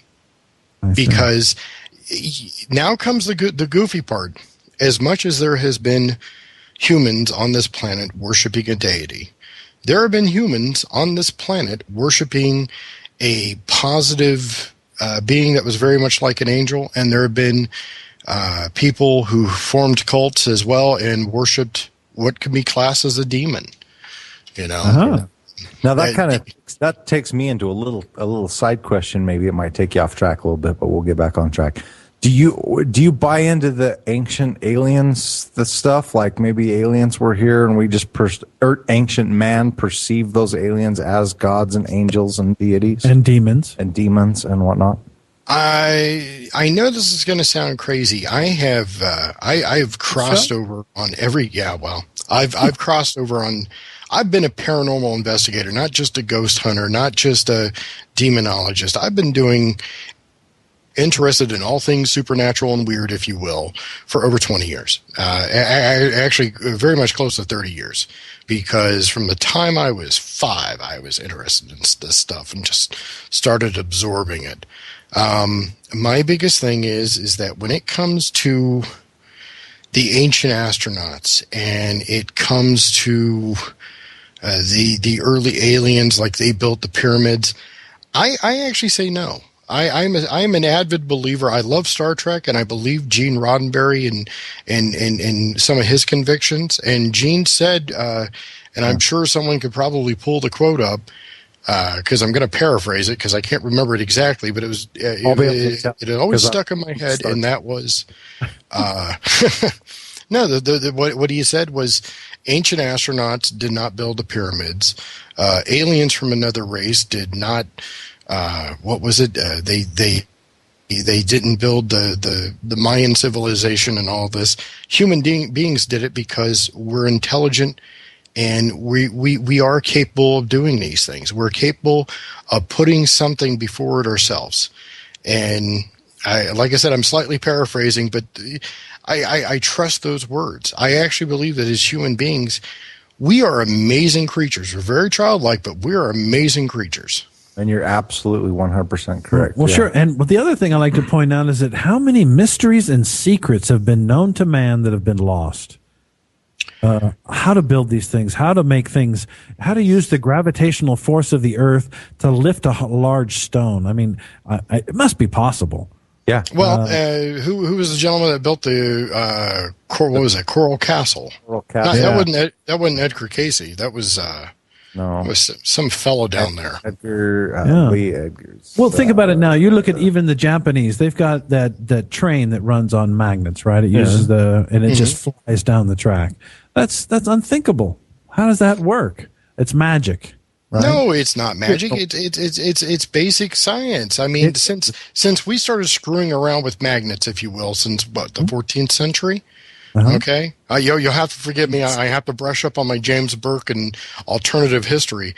But since the time that we've been screwing around with magnets, we learned how to do things and do this. And then it takes a couple of people, or sometimes even one, to sit there and look at an item and say, wait a minute, I think I can apply this idea, this concept in another way. And that's the reason why we got the I believe they're called maglev trains, where they ride on a magnet. That's the reason why we have them. That's the reason why the pyramids were built, because Egyptians, the early Greeks, a lot of these cultures had high amounts of mathematics. Now we lost a lot of that, yes, when some bastard of a guy walked into Alexandria and sat there and said, "Hi, I have this flame. Let me just toss it in the library." But a lot of people don't also realize that at least a third of this library survived because there was catacombs down below where they actually had a lot of books still kept. So we were able to keep a lot of that knowledge. But we still, during the early times of man, we built the pyramids. We did all this stuff. It wasn't aliens. Now, whether or not I'm not dismissing aliens, I truly am not. But I do believe that mankind worked. I think this Coral Castle guy, this Ed Leeds Gallion guy that did this Coral Castle, stumbled across some of that ancient technology. And he had these machines and stuff that looked like he had magnets and all kinds of weird stuff. So now it's ancient technology? I went through this and looked through his deal on his castle, and apparently he built all that stuff himself at night where nobody could see it. He built it all, firstly, in the wrong location, and then had to move it several miles to the south or whatever it was. And he did it all himself. He had a guy come and drop off a flatbed truck, and he'd come the next morning, and this guy would and he's like 5'3" or something. He's this little frail little man. He'd have this truck all loaded up with these big like obelisks. Don't forget, didn't he do all this for a woman? Yes, he did. That he did it for love. That was his whole first place. The heart is a big motivator a lot of times. Heaven and earth. Absolutely. Well, here's a question that it brings up for me. Now, all these demons and whatnot, and with the pyramids and all this kind of stuff, are they still around? I mean, once they're created by all these, dog-headed Egyptians, are these demons that they created 5,000 years ago, are they still here? Well, absolutely. What's the first scientific law about energy? You can't destroy it. Mm-hmm. Right. You can't destroy it. You can always transfer it, but you can't destroy it. Mm-hmm. And in a lot of these cases, you have to remember, even though there are angels that have done some dastardly deeds, even though there are demons that have actually performed miracles, if you will, there are energies. And obviously, we look at angels and we say they've got to be pure, positive energy, and we look at demons and say they're a concept of nothing but negative. But there's always that little bit of gray area, if you will, where there's a little bit of positive, and maybe on the demons it's a little bit of positive, keeping them in shape, and so forth. With the angels, just vice versa, I actually like to believe I've studied certain witchcraft, if you will, that actually undergoes the energy channeling, and there is actually just three forms of energy. It's positive, negative, and then you have this small amount of neutral. And that small amount of neutral, that's probably, as much as I would like to believe the human race was built on, Mm-hmm. I doubt it. Oh, Yeah. we're kind of in the mix there. Well, you've had probably a zillion experiences and are heard a million stories. Do you have a good story that's going to raise the hair on the back of our necks of some kind of? Well, how far back you want me to go? I have pretty short hair. It's got to be good to make it stiff. Short back hair. Okay. Well, because I believe in evil spirits. I was raised in a Judeo-Christian religion, and as part of my hardwired programming, I can't seem to escape it, even though I seem to be kind of an atheist in a way. But I believe that they are energy, a negative energy, and that are inherently evil. Well, see, I don't believe in evil in a way that's a Christian kind of judgmental evil. It's more of a negative thing. Okay. Negative and positive actions and so on and so forth. But I'm interested in how these evil things have manifest themselves in your experience or the stories that you've heard. Mm-hmm. Well, basically, how do I say this? Tell you what, I'll give you the very first time that, as far as I can tell, I dealt with demonic forces, and you have to remember this is going to go back, and for some people who are listening to this program, and especially people that are paranormal investigators and follow hauntings, if you haven't done it, if you started doing ghost hunting after 2002. There was this beautiful world back in the day, and this beautiful world dealt with VHS tapes. And we left the lights on because if not, the cameras would not pick anything up. Basically, I sat there. I got involved in a case. And I really, when it comes down to it, this is like one of those cases and so forth where we're leaving talcum powder down on the floor, and it's one of the oldest ghost hunting techniques. And it's like the old expression: if it isn't broke, don't fix it. I still use that method. Yeah, sure, why not? And this case in question, we had noticed feet, but they were very talon-like. They were beefy, but they were talon. There was 3 toes. And it doesn't matter what you chalk it up as. It's just there was no way that it was human. Well, you're not in the rural area where you're going to see chickens or turkeys or anything like that. Well, if because of the size of these, if there was a chicken in that home, that chicken would have to be probably 8 feet tall. Oh, I mean, these were just large talon.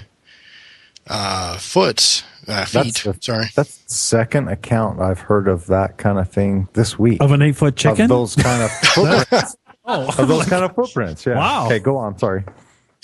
Well, hey, you better watch it. You get involved in a situation like that, and you might actually see 5 and 6 feet chickens running out of a home. You said chicken. I started getting hungry. Now they're like 5 and 8. I'm thinking of that leg or a wing with some barbecue sauce. I'm sorry, I don't mean to get off track. No, you're okay.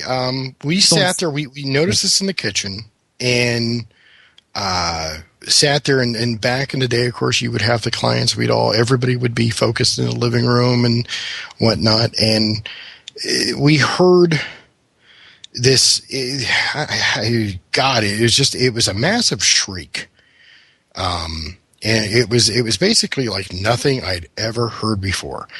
And I noticed that what had happened was we heard the shriek, and it came out of their back area, their bedroom area.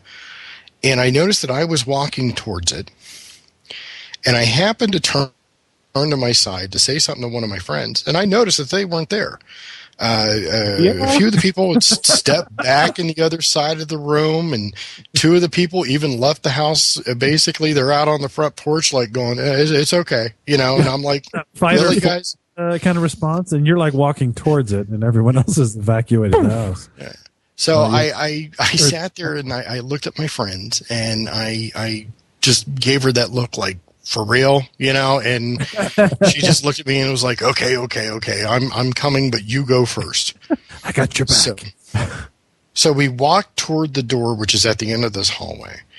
And as we did, I opened the door, and I just remember me and my friend basically saying, what the hell? Because all the furniture in this room, it was a bedroom. Everything looked like it was supposed to be where it was. The dressers looked like they were up against the wall where they're supposed to be, and so did the bed, like out in the middle of the floor toward the one wall. But everything was upside down. In the room? Like Just in the down. room. Yeah, it was upside down. And we're just like, what? And I mean, it really did provoke the whole what the hell expression out of our mouths. Well, yeah. And you didn't hear that happen? It was just like that when you went in. I want to say it actually happened during the shriek, but who knows? I mean, this thing could have just it could have just happened, as we're just sitting there. It slowly, and you have to remember when you're talking about malevolent demonic spirits, they have a tendency that they're either going to get really violent, which what happened next, or they'll do subtle things. Like you'll just be sitting there and then something will move in the room, but you won't even notice it until you stop and you turn around.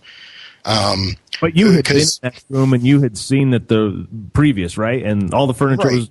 Yeah, everything was normal before, when we showed up, like everything, back in the day, you still went through the house and checked out everything.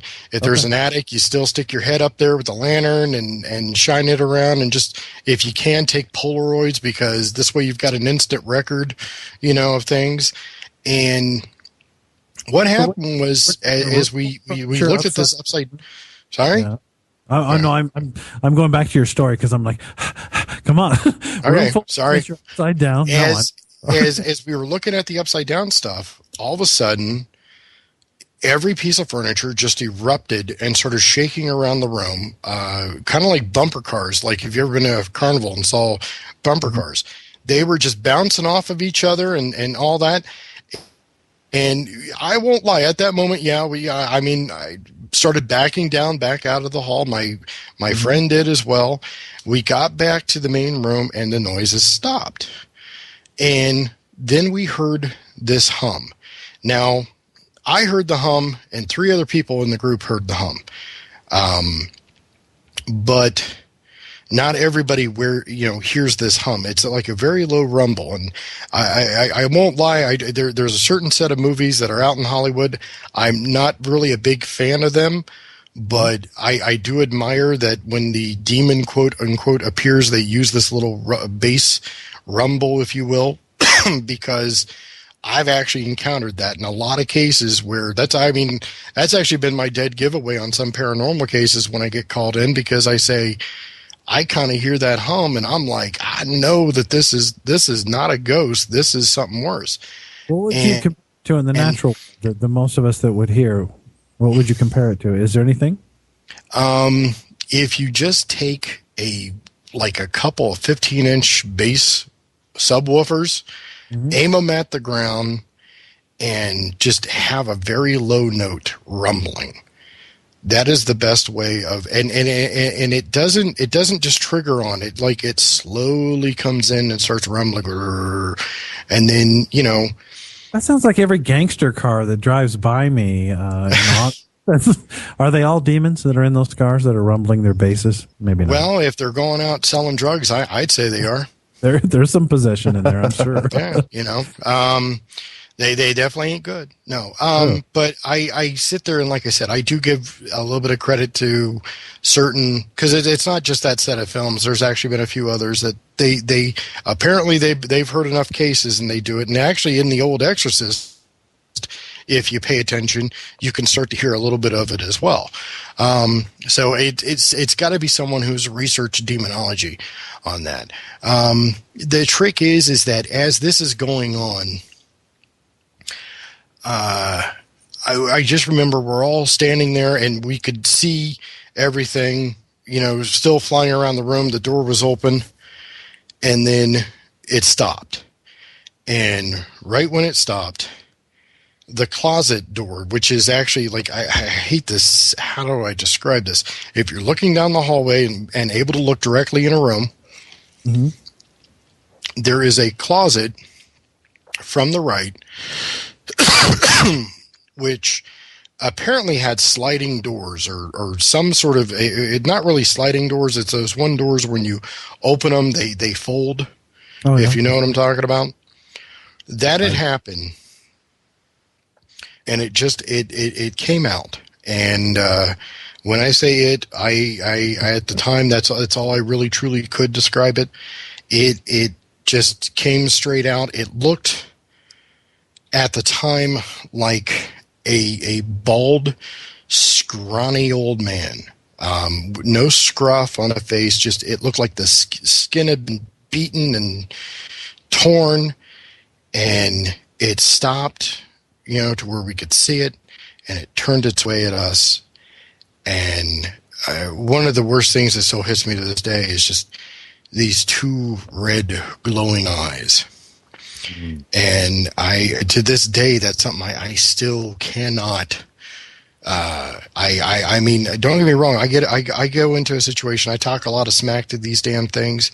I am there to provoke and of course try to protect the clients and the team of paranormal researchers. I'm there to act as a defense, but that is something that just literally creeps me out to this day is when you have red glowing eyes, but I mean eyes in general that do not appear human. That throws me off.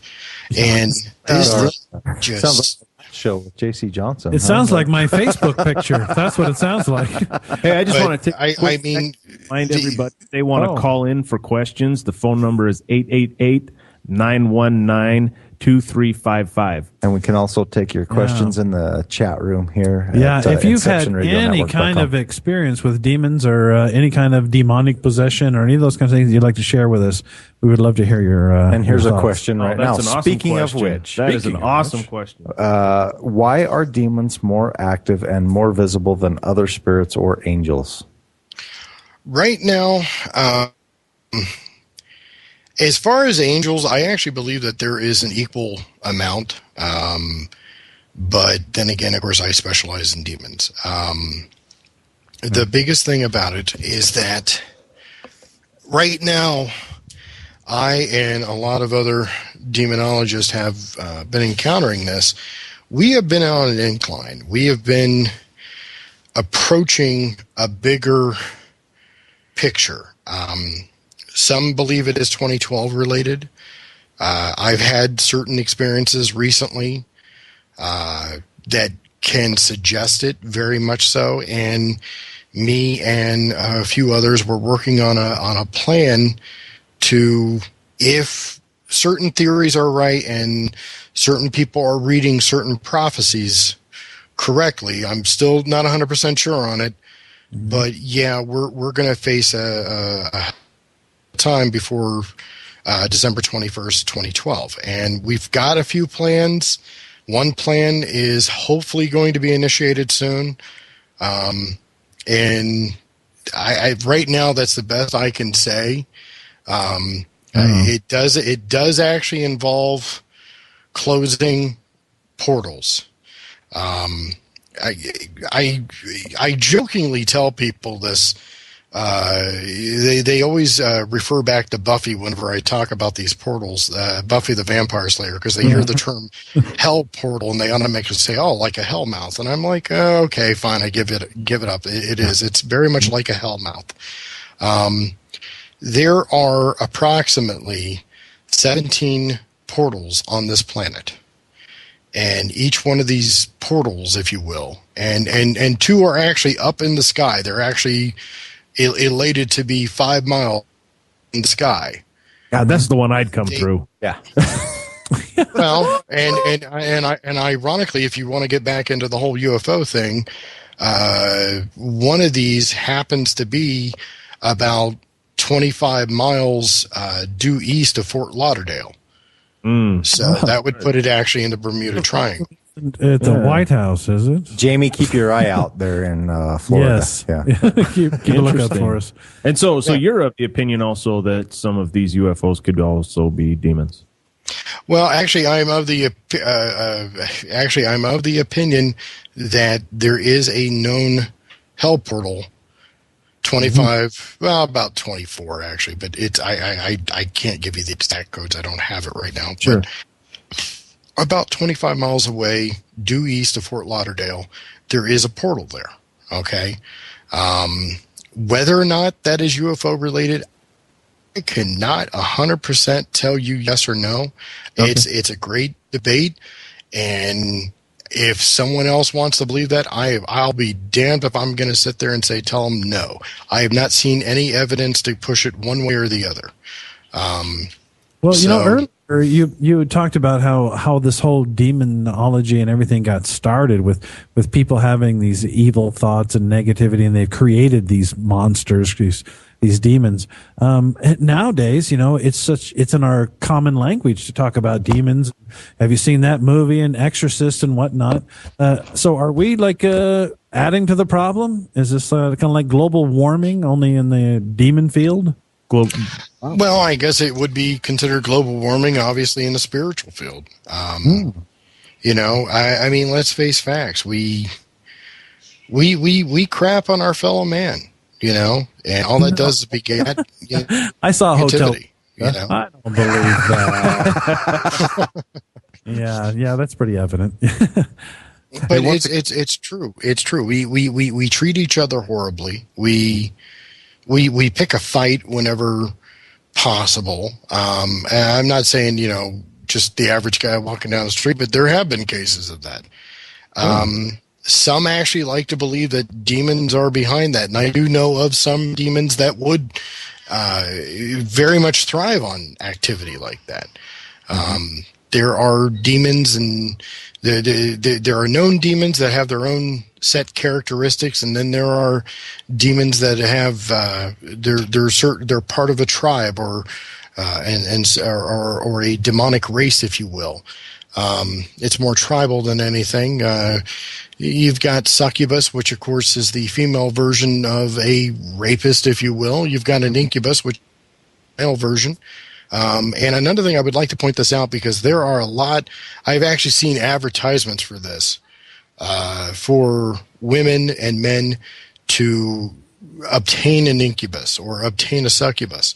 And the first thing I have to point out is, in both of those cases, with both of these type of beings, they don't care what they're dealing, what human is around. They try to act regardless. It is not uncommon for a succubus to do something lesbian. It is not uncommon for an incubus to do something homosexual. That's not. Especially well, yeah. one. Oh no, I wanted the other one. This is turning into another show. Yeah. Once again, I want to remind our listeners, you can call in with a question. The hotline is 888-919-BELL or 2355. Call in. I've got another question from the hotline here. Where'd it go now? It's lost in cyberspace. All right, while you're finding that, I got to know, does your house have paranormal activity in it? No, my house has none, and it better not have any. That was well, no, I've actually got. I jokingly tell that, but it is true. Unfortunately, I shocked the complete crap out of my wife, because we bought this house in May, and she was at work. I was here at the house working on it, painting, doing all that stuff that you should do the week before you move in. And I was actually busy drilling holes in the upper part of my walls so I could fill a decent amount of my walls up, mainly the exterior ones, with salt. I'm assuming that's a deterrent.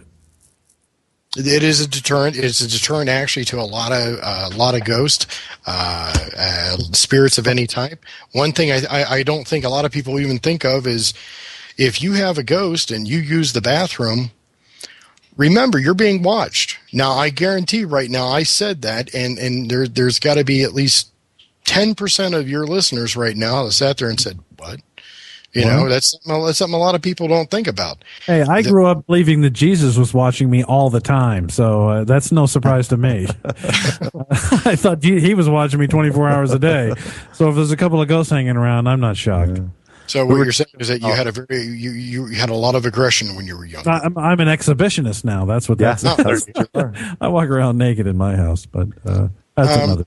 But no, I did that. I spent about $2,000 on minerals and some metals to basically turn my property in a big go-away zone. I have 4 kits inside that are right now inside the house. One's on the downstairs. I bought a split level. One's on the downstairs. One's on the upstairs.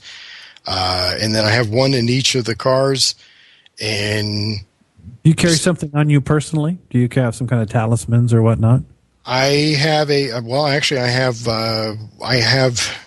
I don't really want to tell you. Oh, I'm sorry. That's okay. Hey, I don't blame you. But, it's his lucky underwear. Well, my wife comes from the Philippines, and in the Philippines, there's all kind. They are very spiritual people, and they have all kinds of kind of voodoo sounding things to us, to Westerners. But they pin all kinds of objects and herbs inside bags inside of their clothing and whisper certain words. And they have a great faith in that, and it seems to work for them. Yeah. Well, and I personally, I can assure you this. On my person, unless I'm in my PJs, I generally have about a minimum of 3 items on my person. They're not like life-threatening things. I don't carry a gun or with silver bullets or anything like that, but I carry this stuff, and I do have cases inside the car which go as far as, the basics, holy water and so forth. And my daughter actually is 9 years old, and she knows what to do in a critical situation because I love my daughter and I want her to be protected. Oh, sure. Cool. All right, we got another question from the chat room. We were talking about portals earlier. Star wants to know, how do you close a portal, or can you? Well, that's actually been part of the plan. Is, do we believe that we can actually close a portal? Permanently, no. At least temporarily, I would like to believe. There's also others who like to believe this concept. There are a couple of us right now who actually fully believe this concept.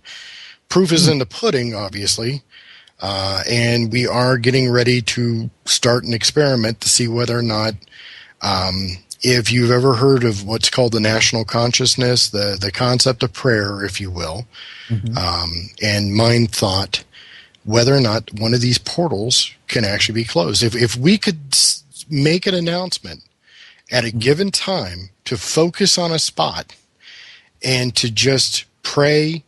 It doesn't matter what religion you are. It doesn't matter if you're a Christian, your Judeo belief.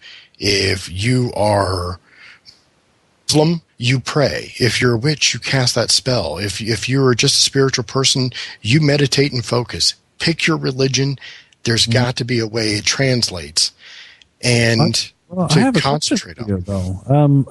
Okay, now we've talked earlier about how everything is, created by God, and there's a synchronicity, and everything is the way it's supposed to be. Well, these portals are here. I don't know how they got there, and everybody's going to wish upon a star and make them close. Maybe that's a bad thing. Well, that's the reason why it's still being considered. It's not a means to an end just yet. We do know that the one portal that's in St. Louis, we know that that's going to probably end up being the first target point, if you will. Outside of that, I understand that. Yeah. I'm sorry. You need to close that one up quick, St. Louis. Yeah, you need to close that portal up quick because that's a lot of people don't realize that one of the biggest portals, at least in this country. And there's only 2 in this country, actually. So yeah, but at least on this continent, there's 3. If you take all of North America, the one of the biggest portals is actually right there in St. Louis. It's at about 25. No, actually, it's like what? 28.8 miles north by northwest. All right, so you're talking about an actual spot where I could stand my feet, and I am in the middle of this portal. Is anything going to happen to me when I'm walking in this portal or standing in it? I'd like to believe not, but then again, it depends on the angle of the sun, the angle of the moon. It depends. There are certain key characteristics, if you will, whether or not someone is doing a ritual at that exact moment to call forth. Are there people who are like staked out on these spots right now? Are there groups of people who right now, I would like to believe not, because I do believe that someone who was actually, I ironically, that's part of the reason why I was late getting to the interview, was because I was reading and doing a bunch of research, because I had gotten called at 5:00 with someone taking readings. So, yeah. Things are heating up. Can't we get some border patrol maybe around these portals or something? Really. To keep them out. What is coming out of these portals? What are we afraid of? What is it that we're afraid is coming out? Or is it us going, or them coming out? Well, that's just it. You have demons coming out of them, and you also have demons going back into them. God, I hate to say this. There's a lot that certain people will just like automatically freak out. There are demons that have helped out certain things. There was there have been demons that during the time of Christ actually helped Christ, basically changed sides, if you will. All right, and because they changed sides, they're actually permitted to go freely from earth to hell, and even a few demons that are actually permitted in to heaven. And it's all primarily because of deeds they've done. Wow. I wonder if these portals are in any relation to Stargates. Do you know anything about Stargates? Outside of the TV show, and actually more importantly, the movie, that's about all I know. Okay. I never really watched the TV show. Portal, though, don't you? Yeah, I do too. It sounds sexier, more technological. Stargate. Portal sounds like an old ship or something. Yeah. You know, No, that's actually been one of the things on a sidebar. I've actually gotten picked on because back during this time, I used to be when I first started in paranormal research, and actually until 2003, 2004. I was actually working in cinemas. I was either managing them or working in a projection room or installing equipment and all that stuff. So I never watched TV. And because I worked 6 days a week. That was just part of the thing under the old projection unit, was you work 6 days a week. And you worked a lot of evenings. And I honestly did. I missed out on a lot of TV. So recently, as of 3 years ago, I ended up finally got to watch the X-Files. And just this past year and a half, that's part of the reason why I kid around about the whole concept of a hellmouth, because I just saw Buffy the Vampire Slayer. Stargate is actually on my list. I won't lie, because I had remembered the movie when it came out. But I was like, I wanted to see the series, and everyone's like, oh yeah, you know, and it sucks for me because I was always a science fiction nerd anyway. So I was always going to conventions. People are like, have you seen this show? And I'm like, I have no idea what the hell you're talking about. But yeah, they have managed to blend pop culture and science fiction so well now. I mean, you watch television now, and it's this beautiful blend of the nerds are cool, and the women all love the nerds, and vampires are cool, and werewolves are cool, and demons are cool. You know, never in our history has it been like that. No, for sure. Well, and the problem is that now I'm 39 and I'm not a teenager anymore, and I'm like, damn it, you know. I was like, where were these hot girls that loved nerds back when I was in school? Come on, you know. But I remember I was a projectionist too, by the way, back in the day when I was a kid. Yeah. Hey, does there seem to be anybody that is not affected by demons? People that prepare themselves. Prepare themselves. Yeah, people that prepare themselves. People that actually sit there and set up a defensive network, if you will, albeit in their home for themselves. And there are a lot of people that sit there and they because they have faith in a religion, they believe that religion is going to be able to shield them from anything. And the problem is that when you've got a demon, and it's very much like this, because I've been involved in cases where the people in question were Catholic, and the demon that was actually being faced off against was actually of Egyptian base. Yeah. And because they were Catholic and they felt more comfortable with Catholic than having someone come into their home that practiced Thelmaic magic. Mm-hmm. The first 2 times that a priest was there, did a cleansing, a house exorcism, and it still didn't solve the problem. And it was that 3rd time when I was finally able to get it to people's heads, like, please just try something, work with me. Yeah. And that's actually the way it was actually solved. Was we ended up getting a Thelmaic priest, clergy, a witchcraft who follows Thelmaic magic, get them involved, get them in the house, have them jump through their hoops that they jumped through. Mm-hmm. And the problem was averted. I ended up, it was funny because every time we had the priest the first 2 times, it was a phone call within 2 or 3 weeks. It was, because I always try to do a follow-up, but 30 days later, I'm getting called, and it's the problem's here, and we think it's gotten worse. Oh. And go back, and lo and behold, yeah, it's gotten worse, instead of, instead of hearing a lot of noises and a lot of just nasty growls, if you will, I mean, we finally have things leaching out of the wall, and so forth. And you just have to go, all right, let's try it this way. And we finally get that done. And yeah, it took care of the problem. Excuse me. I am an advocate. God damn it. It's the demons. Yeah, there we go.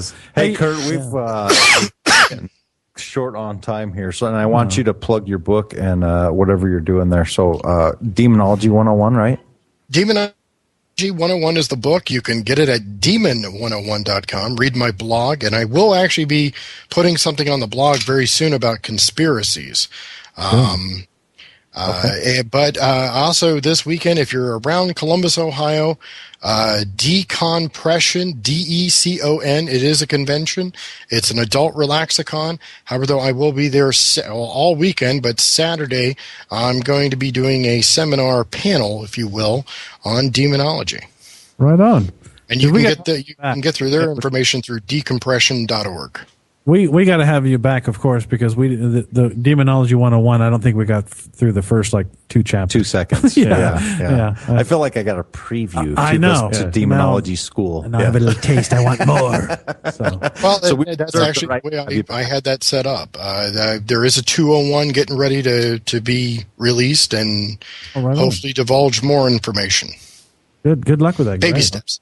Thank you so much for being with us. That's cool. Thank you for having me on and allowing my tardiness. No, absolutely. We'll have you on again for sure. Thank you very much. Thanks for being on with us. We appreciate you. And let's see, we've got who's coming up next year? When we got next year? No, next year on Inception Radio Network. I was like, I got my Project White Paper is coming up here next. Yeah, and next week we've got Riley Martin. Riley Martin is on our show next week. Now, if any of you listen to Howard Stern show, he's Google been on his name. See what happens. Channel 101 on Sirius. He's got some interesting things to say. He's an abductee, I guess. And I love the pictures that he has, the paintings that he does, the symbols. Symbols. Uh-huh. And when anybody has an abduction story like that, I can't wait to listen to it. And he sounds good too. I've heard him explain some of the things that happened to him, and it's really good. So absolutely, I can't wait. So join us next week. And join us here in just a few minutes. Next on Inception Radio Network is Chase Kletsky and Mike. They're going to be on Project White Paper. Right. Hey, guys. Project White Paper. Thank you for being our neighbors. We really appreciate it. Howdy, neighbor. Stay tuned and join us next week here at Truth Theorem Radio for Riley Martin. You're listening to Truth Theorem Radio on the Inception Radio Network. We will be right back. I'd say that was a pretty successful broadcast. Now that's for some straight up David Copperfield shit. Great. Can I go throw up now? That's very funny to me.